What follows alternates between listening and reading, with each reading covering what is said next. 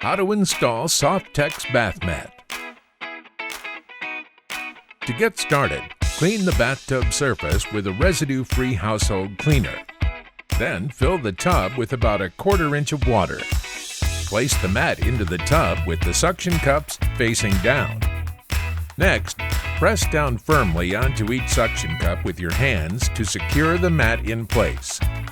Use your hands to lift and tug on the edges of the mat to make sure it's secure before stepping onto the mat.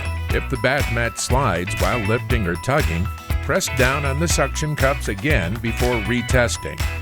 Finally, step carefully onto the mat. Rinse the mat on both sides after each use, and remove the mat from the tub to let dry.